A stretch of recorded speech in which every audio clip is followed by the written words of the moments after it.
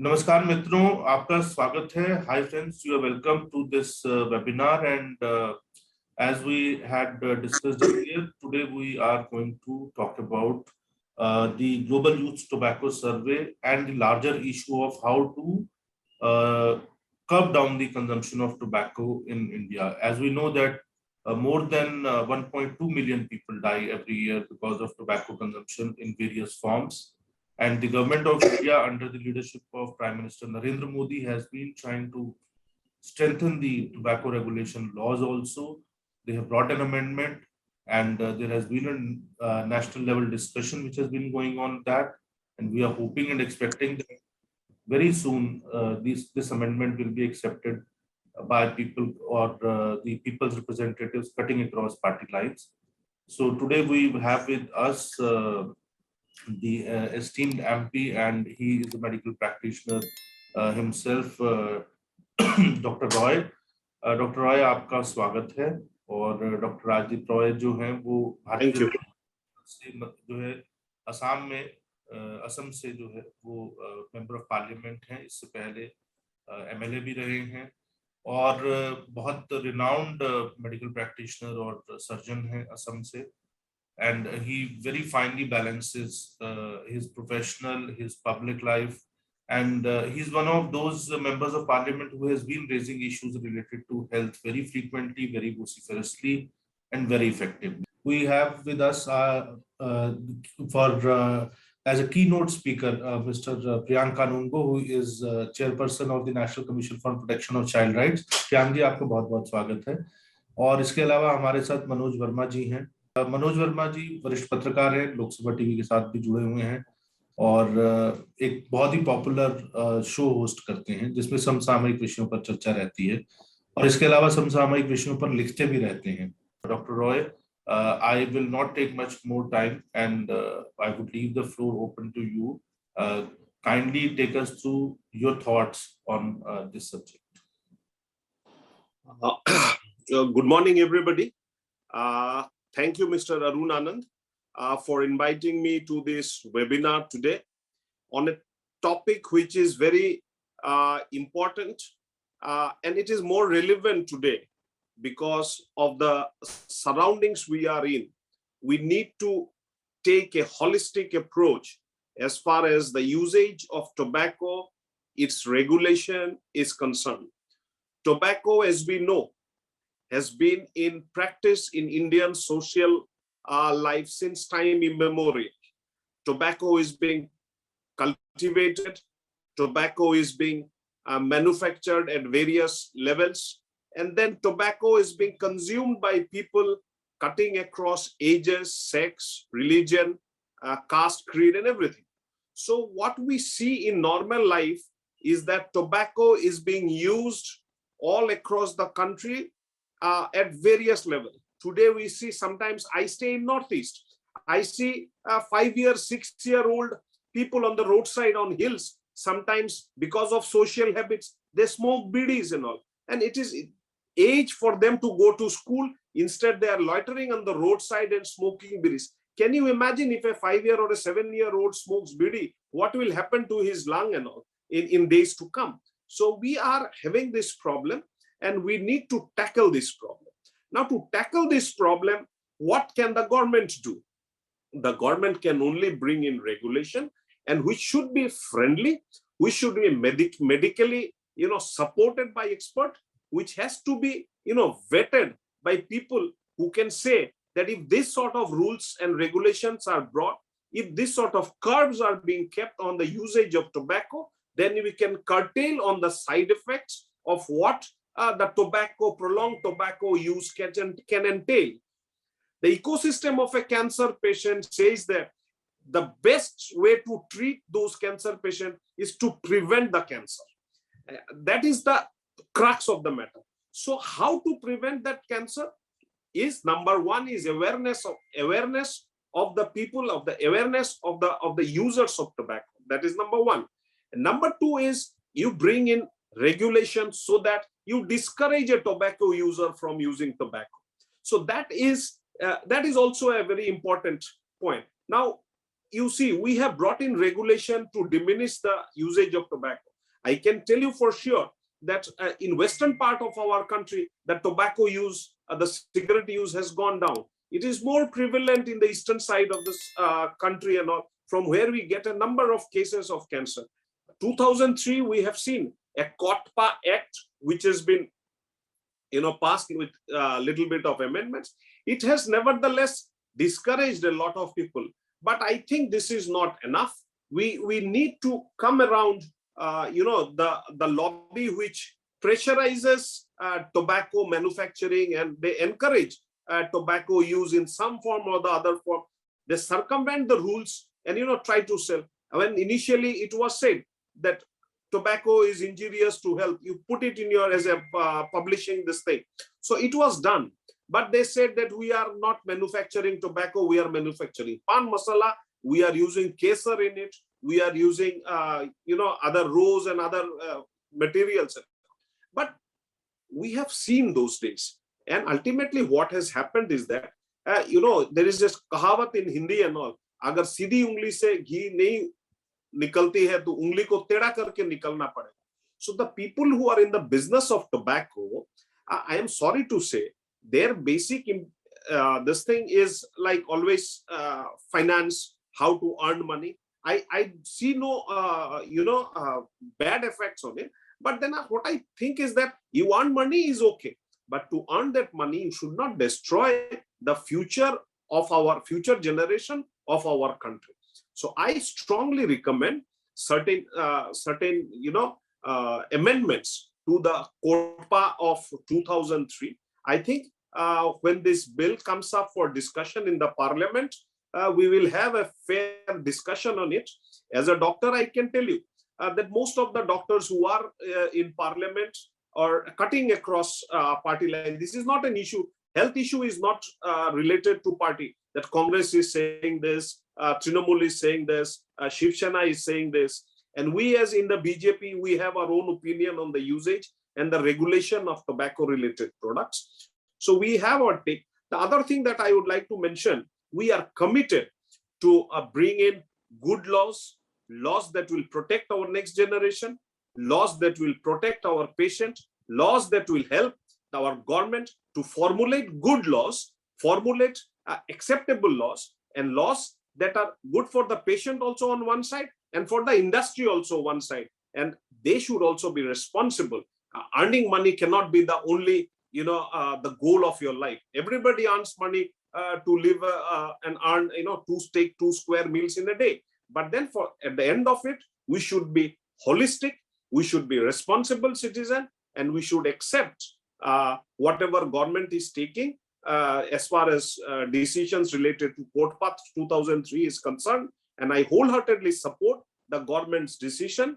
As we go along, we'll definitely see. I thank Mr. Anand for having invited me to speak on such a topic, which is absolutely fantastic and the need of the hour. And we think that this bill will probably come up in Parliament sooner than later. Thank you, Dr. Roy, for taking out time from your busy schedule. And you rightly said that we need a holistic approach. And it's great to, and you also rightly said that the kind of revolutionary things which the Narendra Modi government has done, and the Prime Minister has a vision. So we definitely look forward to getting such a vision implemented in the rest of the areas also, because India is a big country and it takes time. It's a scale, it's like, it's like an elephant. So, yeah. So it takes, and the Prime Minister is known for, first formulating the plan, then putting all the things in order. It's not just hasn't to be there only on paper. It has to be implemented effectively and taken to every nook and corner of the country. So thank you so much. And we look forward to hearing from you soon again, both within the parliament as well as outside the parliament. And I would say that I think India is a fortunate country that, because over the last couple of decades, I've seen member of parliament and I've covered parliament. But people like you who are professionals who have come to join politics, so they really bring a sea change in politics. And I expect more people like you should be coming and joining the politics. So thank you so much. Thank you. Thank you. जैसा कि doctor Roy ने कहा, उसके बाद हम बात करते हैं प्रियांक जी से, क्योंकि प्रियांक जी उस एपेक्स बॉडी के एपेक्स पद पर हैं जो कि देश में बच्चों को जो आप कहते हैं कि धूम्रपान से या टोबैको से बचाने के लिए एक अहम भूमिका अदा कर रही है और आगे भी करती रहेगी। और क्या क्या चीजें हो सकती हैं, और खासकर चूंकि ये बड़ा एक विशिष्ट क्षेत्र है कि बच्चे और टोबैको, तो मैं एक बार फिर से अपने दर्शकों को बता दूं कि हम इस संदर्भ में बात कर रहे हैं कि हाल ही में 10 अगस्त को जो केंद्रीय स्वास्थ्य मंत्री हैं नए, श्री मनसुख पांडेय जी, उन्होंने एक सर्वे रिलीज किया जो मिनिस्ट्री ऑफ हेल्थ के अंतर्गत ही आने वाली एक संस्था ने किया था। ये 13 से 15 साल के बच्चों के ऊपर किया गया सर्वे था देश भर में, जिसके अंदर की बड़े चिंताजनक परिणाम सामने आए हैं कि बड़ी संख्या में 13 से 15 साल के बच्चे जो तंबाकू है उसका सेवन अलग अलग फॉर्म में कर रहे हैं। तो सबसे पहले तो इस पूरे विषय पर जो है वो कीनोट एड्रेस हम प्रियांक जी का सुनेंगे, और उसके बाद फिर मनोज जी जो है वो एक क्विक राउंड अप करेंगे, and then we will take a couple of questions from our viewers. Priyank ji, please. जी नमस्कार अरुण जी, नमस्कार भाई। राय साहब, प्रणाम करता हूं आपको। ये जो आज जिस विषय पे हम लोग बातचीत करने के लिए इकट्ठा हुए हैं, वो निश्चित रूप से देश के भविष्य को लेकर के चिंता करने वाले सभी लोगों की मुख्य चिंताओं के विषय में, मुख्य चिंताओं के रूप में उनके जहन में ये चीज आती है और उनकी विचार के विषयों में ये मुद्दा शामिल है, और इस पर कैसे नियंत्रण किया जाए कि बच्चों को नशे की आदतों से दूर किया जाए। जो हम बच्चों को नशे की आदतों की बात करते हैं तो ऐसा विभिन्न प्रकार के सर्वेज में, रिपोर्ट्स में, रिसर्च में, अध्ययन में सामने आया है कि शुरुआत जो है वो टोबैको प्रोडक्ट से होती है। अब मसलन 2012-13 में राष्ट्रीय बाल अधिकार संरक्षण आयोग ने भी एक सर्वे किया, बच्चों पर किया, और उसमें ये पता चला कि जो बच्चे नशे की आदतों में गए उनमें नशे की शुरुआत करने की जो आयु थी वो 12 साल 3 महीने थी, और 12 साल 3 महीने की आयु में जो नशा सबसे ज्यादा इस्तेमाल किया बच्चों ने वो तंबाकू का था। चाहे वो गुटखा हो, चाहे वो सिगरेट हो, चाहे वो बीड़ी हो, वो सारे प्रोडक्ट्स जो तंबाकू से बनते हैं वो आसान रीच में है बच्चों की। ये एक बड़ा संकट देश में है। 2003-4 से जब से कि कोटपा एक्ट लागू हुआ, एक वातावरण बना सार्वजनिक जगहों पे धूम्रपान रोकने के लिए, बच्चों को या आम लोगों को तंबाकू उत्पादों से बचाने के लिए अलग अलग तरीके की चीजों की शुरुआत हुई। नहीं तो हमने ये भी देखा है कि दुनिया में बेंसन एंड हेजेस जो है वो लगातार कई सालों तक क्रिकेट के वर्ल्ड कप कराता रहा और युवा पीढ़ी खास तौर पे उससे प्रभावित होती रही। ये मास अवेयरनेस जनरेशन, कानून के सख्ती से पालन, दोनों चीजों का परिणाम है। हमने भारत में भी देखा कि सिगरेट बनाने वाली कंपनियां खेलों के प्रायोजन किया करती थी, और वो तो सीधा सीधा युवा पीढ़ी को, बच्चों को आकर्षित करने का तरीका होता था। लेकिन इसको रोकने के लिए प्रभावी कानून के माध्यम से जब ये शुरू हुआ है तब हम इसकी आगे की बात आज कर पा रहे हैं। और एक और जो फाइंडिंग्स थी 2012-13 की स्टडी की, वो जो हिस्सा हमेशा छूट जाता है वो इस एडोलेसेंट एज में, बाल्य अवस्था में लड़कियों के नशे में आदी होने का, लड़कियों की नशे की लत होने का मुद्दा हमेशा छूट जाता है। इस स्टडी में वो कवर्ड था, 169 लड़कियों का इसमें सैंपल लिया गया था, और ये सैंपल का लगभग 5% के कम था। और इस सैंपल की स्टडी ये बताती है कि नशा लेने वाले बच्चों में से 72% लड़कियां ऐसी थी, नशा लेने वाली कुल लड़कियों में से 72% लड़कियां ऐसी थी जो टोबैको प्रोडक्ट्स का इस्तेमाल करती, और इनमें मिजोरम के बच्चों की संख्या एक ज्यादा थी, ये जो सैंपल सर्वे था उसमें। इसके बाद 2019 में भी एक रिपोर्ट आई जो समाज कल्याण मंत्रालय की थी, सोशल जस्टिस मिनिस्ट्री की थी, और वो रिपोर्ट ये कहती है कि 10 साल की उम्र अब औसत हो गई है जहां बच्चे टोबैको की शुरुआत कर रहे हैं। तो आप देखिए 2012-13 में हम जहां खड़े थे वहां 12.5 साल पे खड़े थे। 2019 आते आते मात्र 7 साल के अंतर में ये 10 साल की एज पे हम आ गए हैं। और जो 2012-13 का ही सर्वे था वो ये भी इंगित करता था कि जो सबसे कम उम्र का बच्चा उस सर्वे में शामिल था, जो नशा लेता था या जो नशे के लिए आदी था, उसकी आयु मात्र 6 वर्ष थी। तो ये जो दृश्य बनता है, जो चित्र बनता है, ये बड़ा खतरनाक है।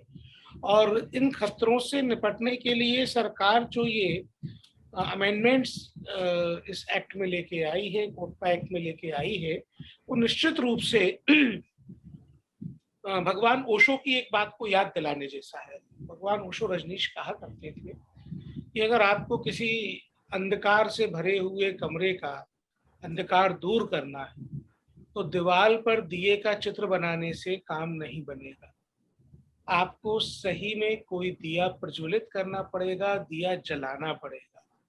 तो ये एक्ट का अमेंडमेंट इस अंधकार को हटाने के लिए दिया जलाने जैसा ही काम प्रस्तुत करने वाला है। मैं आपको यहाँ बताना चाहूंगा कि इस गैप में, इस अंतराल में जुवेनाइल जस्टिस एक्ट भी अमेंड हुआ और 2015 का जो जुवेनाइल जस्टिस एक्ट था, रिसेंटली भी 2021 में उसमें अमेंडमेंट हुए। उस 2016 से जो एक्ट लागू हुआ उसकी धारा 77 और धारा 78 और धारा 83, ये 3 धाराएं ऐसी हैं जो स्पेसिफिकली बच्चों को इस प्रकार के दुष्प्रभावों से बचाने में बड़ी मदद करती हैं। देखिए धारा 77 जो है और 78 जो है उसके बारे में एक्ट के जो संशोधन है वो साम्यता कैसे स्थापित करते हैं, हम वही बात करना सबसे पहले शुरू करते हैं। ऑप्टा एक्ट की धारा 6 जो पुराना एक्ट है अभी हमारे पास जो एग्जिस्टिंग है, वो ये कहता है कि स्कूल के आसपास नशा बेचना अपराध होगा और इसकी सजा में 200 रुपए के दंड का प्रावधान होगा। बच्चों को नशे का सामान बेचना अपराध होगा और इसकी सजा में 200 रुपए के दंड का प्रावधान होगा। लेकिन जुवेनाइल जस्टिस एक्ट की धारा 77 बच्चों को नशे का सामान बेचने को कॉग्निजेबल ऑफेंस बनाती है और जो दंड का प्रावधान है वो 5 साल तक लेके जाती है। इसी प्रकार बच्चों का उपयोग नशे का सामान बिकवाने में करना, वो धारा 78 उसमें प्रोविजन करती है, कॉग्निजेबल नॉन बेलेबल ऑफेंस बनाती है। और यहाँ पे अब विषमता ये होती थी कि एक एक्ट उसी अपराध को non bailable cognizable offence declare करता है, दूसरा एक्ट उसी अपराध को मात्र 200 रुपए का फाइन देकर छूटने की रास्ता बताता है। तो ये 200 रुपए का जो फाइन है, एक तो ये नगण्य है, प्रभावी सजा नहीं है। जब इसको जुवेनाइल जस्टिस एक्ट के प्रावधानों के साथ साम्यता में लाना है तो यहाँ पे धारा 23 में एक अमेंडमेंट जो सुझाया गया है वो ये कहता है कि बच्चे को नशे का सामान बेचना अथवा एजुकेशनल इंस्टीट्यूट्स के आसपास नशे का सामान बेचने का व्यापार करना अब संज्ञेय अपराध होगा और चूंकि 7 साल तक की सजा का प्रावधान है तो गैर जमानती होगा, नॉन बेलेबल होगा। तो आप देखिए 200 रुपए से लेकर के 7 साल तक की सजा बढ़ाना, ये कदम सरकार का एक क्रांतिकारी कदम। मैं जो कहता हूं कि ये दिया जलाने वाला कदम है, तो वाकई में कानून का भय ही एकमात्र ऐसी चीज है जो बच्चों को नशे के दुर्व्यापार में, नशे के यूज में ढकेलने से रोक सकती है। 200 रुपए देके आदमी छूट जाएगा तो कल फिर वही अपराध करेगा। इसमें रिपीटेड क्रिमिनल्स के लिए भी अलग से प्रावधान करने की योजना नए प्रस्तावित बिल में जो है वो करता है। फिर एक और चीज जो यहाँ पे बड़ी ध्यान देने वाली है, ये एक्ट पहली बार ऐसी बात करता है कि परोक्ष रूप से भी विज्ञापन नहीं दिए जाएंगे। अब मान लीजिए तंबाकू के विज्ञापन पे रोक लग गई तो बड़े सिने स्टार केसर वाली सुपारी बेचने लगे, तो ये जो जुबा केसरी वेसरी है अब चल नहीं पाएगा। ये देखिए चमकीली पन्नियों के जो रैपर होते हैं वो कच्ची उम्र के बच्चों को आकर्षित करते हैं। पाउच खोलना, पाउच खरीदना, पाउच को मुंह में डालना, ये चीजें जो, और जब वो उनका हीरो कर रहा होता है तो ये हीरोज के लिए तो एक शर्मनाक बात है। लेकिन अब ये कानून का नया प्रावधान उसको दंडनीय अपराध भी बनाता है। तो ये जुबा केसरी वेसरी करने वाले लोग अगर जेल भी चले जाएं तो कोई बड़ी बात नहीं है। और हमने देखा है कि चाहे आप खैनियों का विज्ञापन देख लीजिए, चाहे आप गुटखे का विज्ञापन देख लीजिए, खैनी चैनी बन जाती है। ये तो मजाक हो रखा है कानून के साथ देश में। और इस कानून में जो नया बिल आया है वो बड़ा ही स्ट्रिक्टली ये बात बोलता है कि जिन ब्रांड नेम्स के टोबैको प्रोडक्ट्स बिक रहे हैं और स्थापित ब्रांड नेम से उनसे मिलते जुलते विज्ञापन उस तरीके की प्रोडक्ट्स के देना भी अब अपराध होगा। मतलब परोक्ष रूप से विज्ञापन पर पहली बार प्रतिबंध लगाने की बात ये बिल करता है। अब एक और चीज जो यहाँ पे ध्यान देने वाली है वो ये है कि आज हमको ये बातचीत करने की जरूरत क्यों पड़ी। भाई बिल है, संसद में आएगा और जब सरकार बिल लेके आ रही है तो सत्ता पक्ष के सांसद उसमें वोट करेंगे और बिल जो है वो एक्ट बन जाएगा और ये तो बड़ी सामान्य सी बात है। लेकिन यहाँ पे ये आवश्यक है कि टोबैको लॉबी जो है, जो लोग बड़ी संख्या में बच्चों को इन नशे की चीजों में आदी बनाने के लिए जिम्मेदार हैं, उनकी लॉबिंग की क्षमता बहुत गजब की है और वो इसके प्रभावों को मंद करने के प्रयास करेंगे, वो इस पे चर्चा ना हो ये प्रयास करेंगे।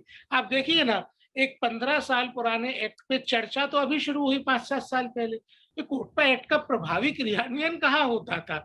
तो सरकार की इच्छा शक्ति की दृढ़ता को संबल प्रदान करने का काम इस प्रकार की चर्चाएं करेंगी और सरकार की दृढ़ इच्छा शक्ति को नीचे तक ले जाना, ग्रास रूट तक ले जाना, बच्चों को बचाने के जो जो उपाय हैं वो जन सामान्य तक पहुंचाने का काम ये चर्चाएं करेंगी। और कुछ ऐसे लोग भी बेनकाब होंगे जो आप देख लीजिए, महाराष्ट्र का कुछ दिन पहले एक डेटा आया था, एक बड़ी संख्या में वहां पे लॉ मेकर्स ऐसे थे जो नशे का सामान बेचने के व्यवसाय से जुड़े हुए थे। तो ये एक डिस्टेंस क्रिएट होगा लोगों के बीच में। वो बहुत जरूरी है कि नशे का सामान बेचने बनाने वाले लोग असल में बच्चों के विरोधी हैं, असल में समाज के विरोधी हैं और वो समाज में प्रतिष्ठा के हकदार तो कतई भी नहीं। यहाँ पे एक उदाहरण है टाटा ग्रुप का।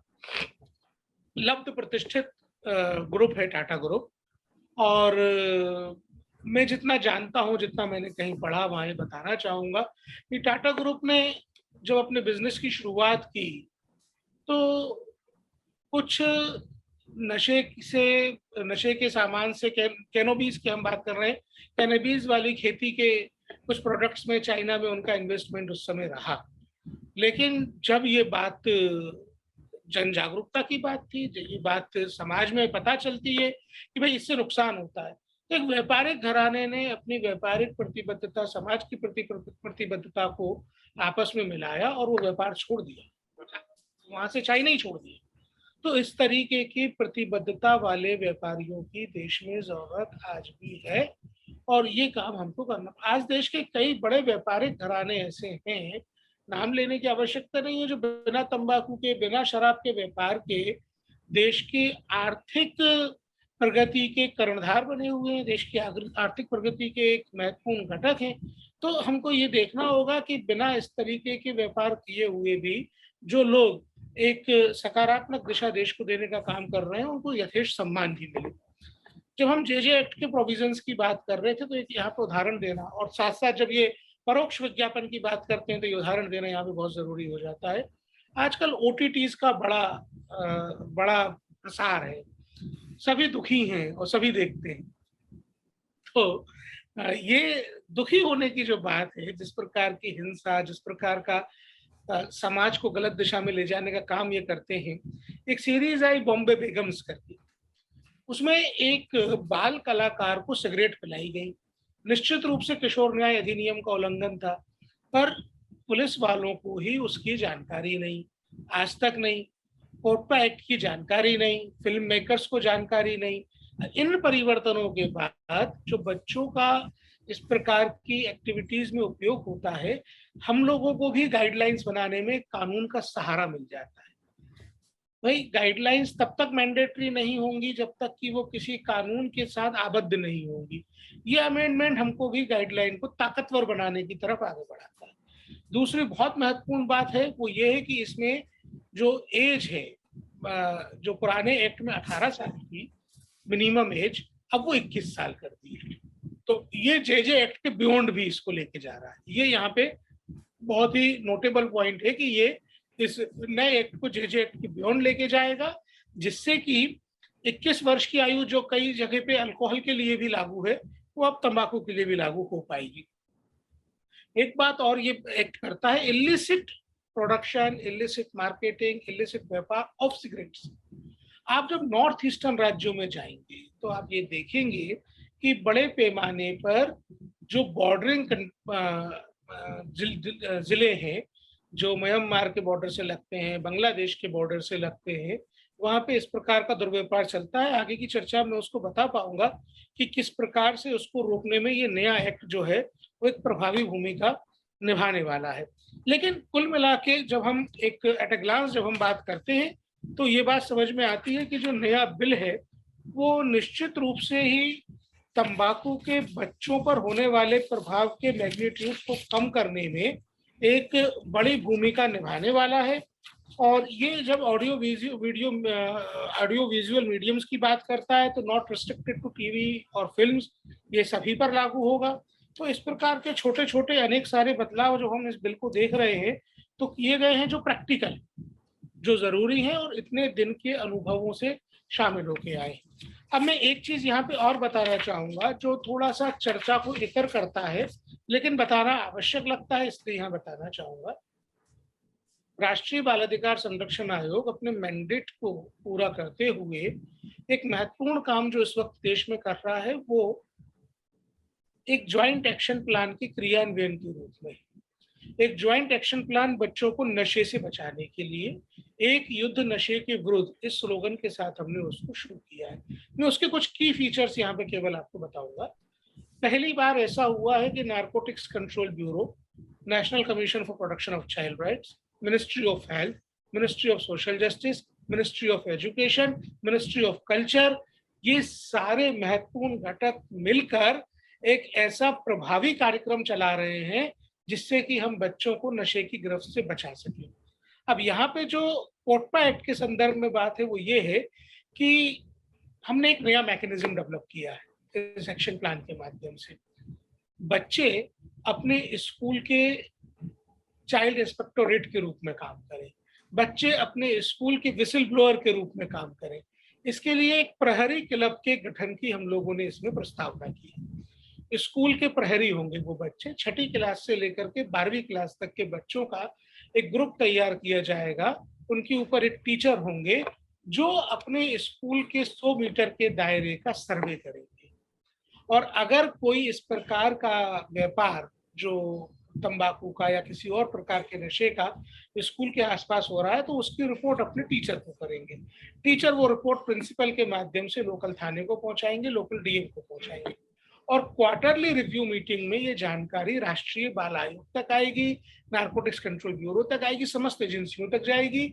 हर क्वार्टर में जो डीएम एक क्वार्टरली रिव्यू मीटिंग लेंगे उसमें ये बताना पड़ेगा डिस्ट्रिक्ट एजुकेशन ऑफिसर को कि कितनी कंप्लेंट्स आई, और ये भी बताना पड़ेगा संबंधित लोकल अथॉरिटी को कि कितनी दुकानें हटाई गई, पुलिस को बताना पड़ेगा कितनी एफआईआर लॉन्च की गई।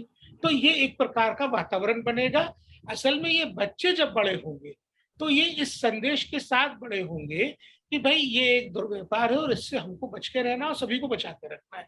तो ये एक जिम्मेदारी का भाव उनमें डेवलप करने का काम करेगा। दूसरा काम जो हम लोग कर रहे हैं वो कि स्कूल में और स्कूल के आसपास जो कैमरास लगे हुए हैं उनको लोकल थाना सूचीबद्ध करेगा और उन कैमरेज की जो वीडियो फुटेज है उसको रैंडमली हर थाने का child welfare police officer check किया करेगा और ऐसी कोई घटना उसमें दिखाई देती है तो कार्रवाई करेगा। एक अन्य जो कदम, जो बड़ा कदम इस ज्वाइंट एक्शन प्लान का है वो ये है कि जो मेडिकल स्टोर्स हैं, जो फार्मेसीज हैं, जो साइकोट्रोपिक ड्रग्स, साइकोट्रोपिक सब्सटेंस वाली ड्रग बेचते हैं, चाहे वो पेन किलर्स के रूप में हो, चाहे वो सेडेटिव्स के रूप में हो, वो शेड्यूल एच और शेड्यूल एक्स में डिफाइंड होते हैं। शेड्यूल एच दवाइयाँ और शेड्यूल एक्स दवाइयाँ वो बिना प्रिस्क्रिप्शन के ना बेची जाए, बच्चों को ना बेची जाए, इस पर निगरानी करना बहुत जरूरी है। तो हमने ये निवेदन किया है सभी डिस्ट्रिक्ट मजिस्ट्रेट से कि सीआरपीसी की धारा 133 में उनको ये अधिकारिता होती है कि वो इस प्रकार के व्यापार को नियंत्रित कर सकें, तो वो अपने मेडिकल स्टोर्स पे एक कैमरा लगवाएं। जो मेडिकल स्टोर के फार्मेसी के संचालक हैं उनको आदेश दें और वो कैमरे की निगरानी सतत रूप से ड्रग इंस्पेक्टर्स करें, चाइल्ड वेलफेयर पुलिस ऑफिसर्स करें कि बच्चों को कफ सिरप के नाम पे, सेडेटिव के नाम पे इस प्रकार की दवाएं ना बेची जाए, बिना प्रिस्क्रिप्शन के हरगिज ना बेची जाए। और अगर बेची जाती है तो जुवेनाइल जस्टिस एक्ट की धारा 77, धारा 78 का प्रभावी क्रियान्वयन उन संचालकों के ऊपर हो। हमने फार्मेसी काउंसिल से बात की, हमने drug control authority of India से बात की, सडेस को भी हमारा इसमें सहयोग कर रहा है। तो ये पहली बार हम लोग भी ऐसा अनुभव कर रहे हैं कि इस प्रकार की प्रक्रिया में सभी विभाग सहर्ष अपना सहयोग कर रहे हैं और अपनी जिम्मेदारी से आगे बढ़कर काम कर रहे हैं। यहाँ पे ये भी बताना चाहूंगा कि 272 जिलों में प्रथम चरण हमने इसका शुरू कर दिया है और हमारी सभी 272 रिव्यू मीटिंग्स जो हैं वो इस हफ्ते के अंत तक संपादित हो जाएंगी। तो अगले क्वार्टर तक हम इसके कुछ फ्रूटफुल रिजल्ट लेकर भी देश के सामने उपस्थित हो सकेंगे और बता सकेंगे कुल कितनी दुकानें हटी।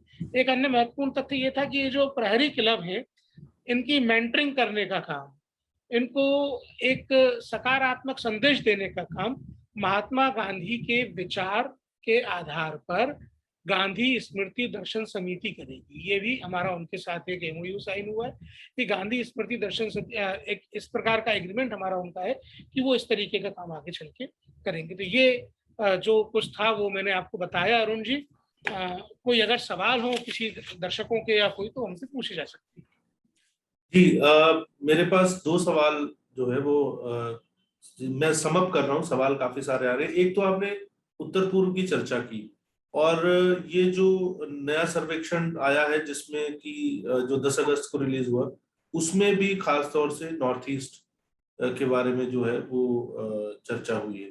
तो ये नॉर्थ ईस्ट में जो है वो ज्यादा क्यों है जो है prevalence of consumption of tobacco specially amongst kids basically? देखिए, नॉर्थ ईस्ट में ये कहने से मुझे कोई गुरेज नहीं है कि सरकारों की संवेदनहीनता बहुत हद तक जिम्मेदार रही वहां पे नियंत्रण करने में। ये राज्य सरकारों के नियंत्रण करने का विषय है और उनकी असंवेदनशीलता के कारण ये परिणाम हमको देखने को मिलते हैं कि 14, 15, 16 साल के बच्चे बुरी तरीके से ड्रग्स से अफेक्टेड होते हैं, बुरी तरीके से, और उनको बचाने के लिए कोई प्रभावी मैकेनिज्म काम नहीं कर रहा होता है। हमने देखा कि 30 रुपए में 20 सिगरेट का पैक मिजोरम में बड़ी आसानी से मिल जाता है। अब इसमें अभी तक रोक लगाने के प्रावधान जो थे वो कस्टम्स के माध्यम से लगेंगे या जो एक्साइज डिपार्टमेंट है उसके माध्यम से लगेंगे, पर जब कोटपा एक्ट में अमेंडमेंट हुए हैं और अमेंडमेंट अगर प्रभावी हो जाते हैं और लागू हो जाते हैं, जो हम सबकी प्रार्थना है, उम्मीद है कि ये लागू हो, तो इलिसिट जो सिगरेट्स का व्यापार है वो भी रोका जाएगा और प्रभावी ढंग से इस एक्ट के तहत उस पर कार्रवाई की जा सकेगी।